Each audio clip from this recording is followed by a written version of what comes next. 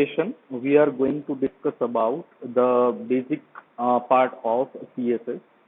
Now, it is a part of the subject workshop which is studied by second semester students of Information Technology Department, GTU University. Okay. So, in workshop portion, today we are going to discuss about the theory portion of CSS, and in the next session, we will see the practical implementation of CSS in detail. Okay. So let's not wasting our time, and we are just going to start our uh, lecture, uh, which gives you the basic knowledge and basic understanding of CSS. How can we use CSS, and what are the syntax, and how can we put CSS in HTML text. Okay. So let's start our session by just saying what is the meaning of CSS.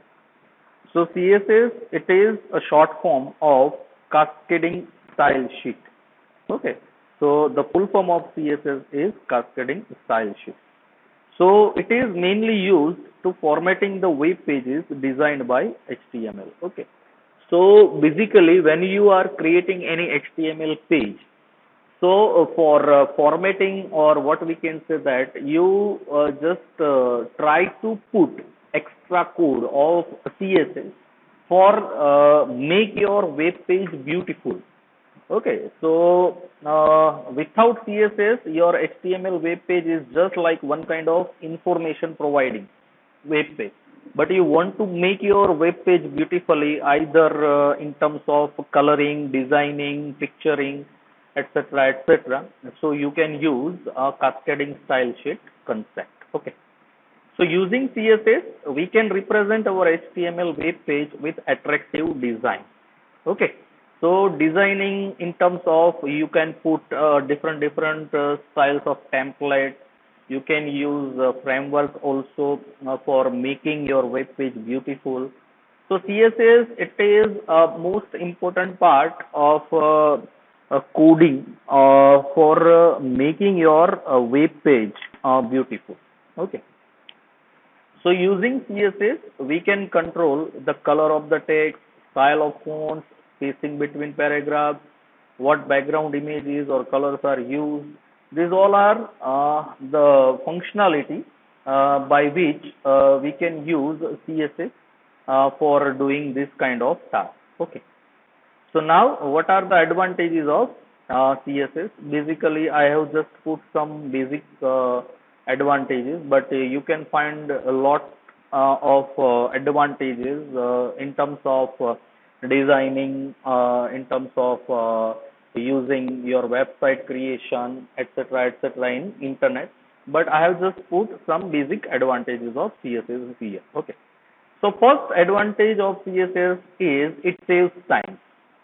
So you can write CSS once and then reuse same sheet in multiple HTML pages. Okay. So if you are considering any website which consists 100 web pages, different web pages. Okay. So website, it is nothing but a collection of web pages in simple terms. Okay. So when you are creating a multiple web pages, and among that web pages, if you put some similar designing, or similar background color, or similar font style, font color, font alignment, okay, text alignment, sorry, okay. So you can write only once CSS. Okay, you have to write only once CSS, and you can directly apply it on many web pages. Okay. So say for example, if you want to put the font size 14, and the font style is Times New Roman, and you want to show the text color as blue, so you have to write only once the code for this in CSS, and you can apply it directly on any web pages when you want this type of format. Okay. So it saves time by just writing CSS code once, and you can use it any time, or so many time in many web pages. Okay. So you can define a style for each HTML element and apply it to as many web pages as you want, as we have discussed. Okay. So page load faster. If you are using CSS, you do not need to write HTML tag attributes every time. Just write one CSS rule of a tag and apply it to all the occurrences of that tag. So less code means fast download time. Okay.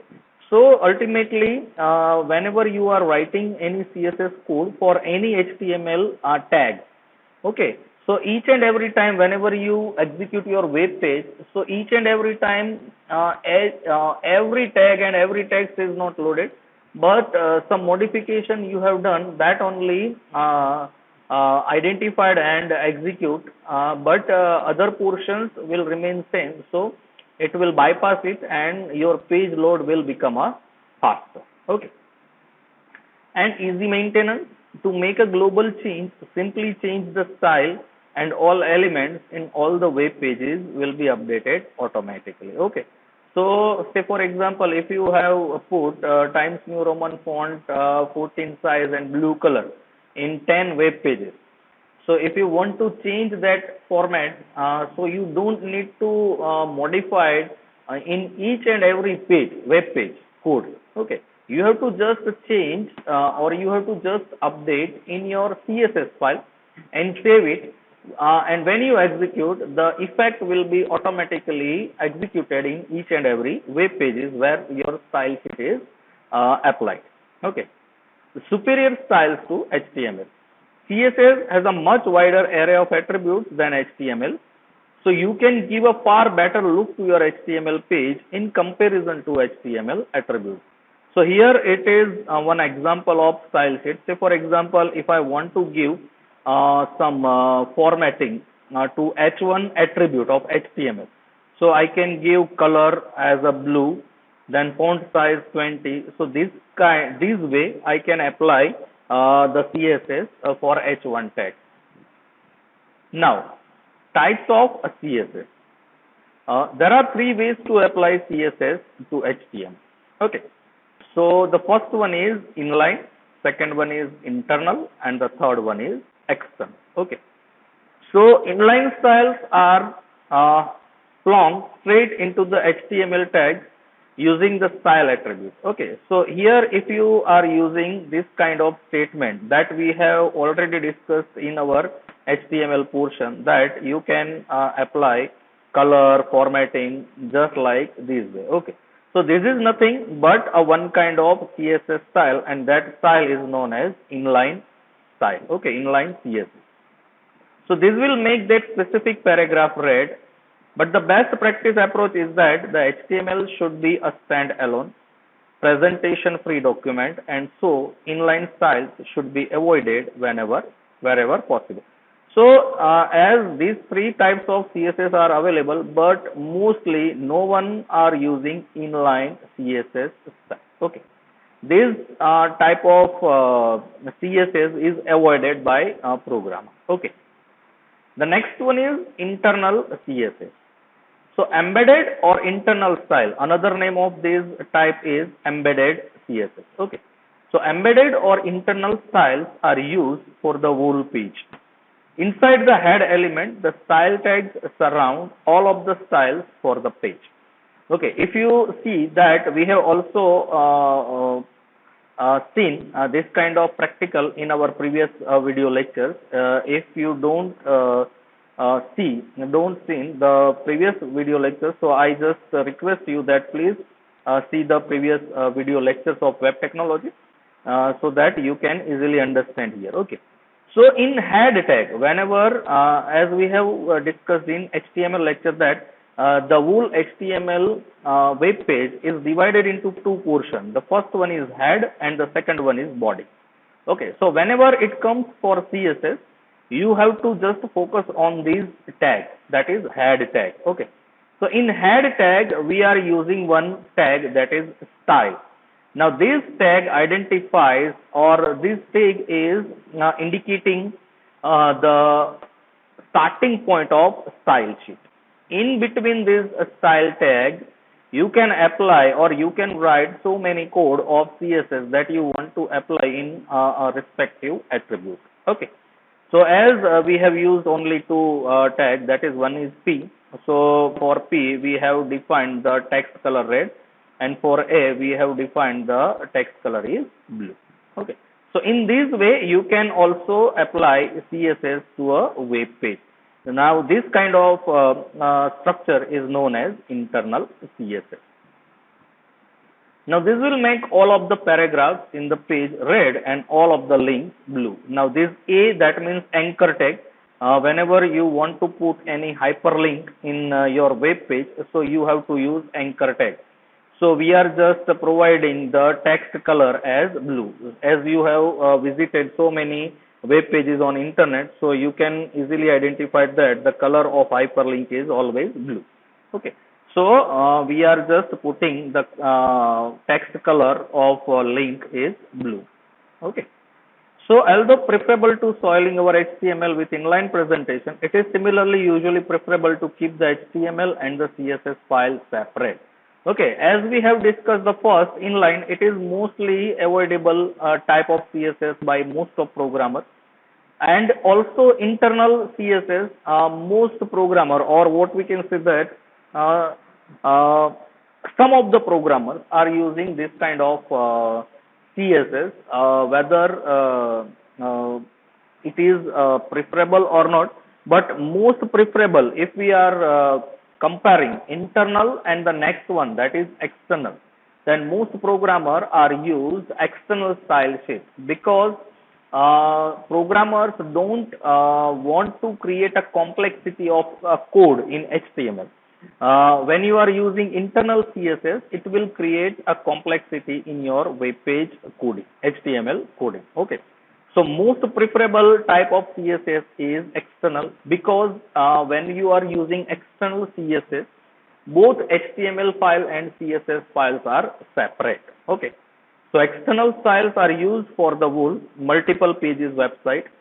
There is a separate CSS file which will simply look something like as we have sorry write like this. This is the same code as we have discussed in internal. Okay. So if this file is saved as, say for example, this is the code, and we have put this in a separate CSS file, and the file name of CSS is style.css. Okay.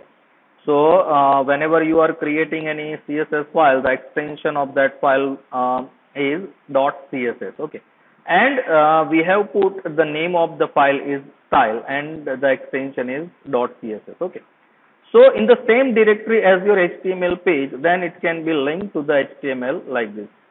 Say for example, if you have created one HTML web page and you have put your HTML page, or you have saved your HTML page like D drive and web technology folder, and in that folder you have put HTML file. Okay. So in the same folder you have to put style.css. Then you can write like this. Okay. You have to write in head section like this: link relative is equal to style sheet, and href is equal to style.css. Now relative, that means we are indicating that the file which we are going to import in our HTML, that file type is style sheet, and the reference is the name of file, that is style.css. Okay. So these are the three types of CSS, that is inline, internal, and external. Okay. So this is the first portion of CSS. This is the basic introduction part of CSS. Okay. In next section, we will see how we can apply CSS and what are the syntax of CSS to apply in HTML web page. Thank you very much.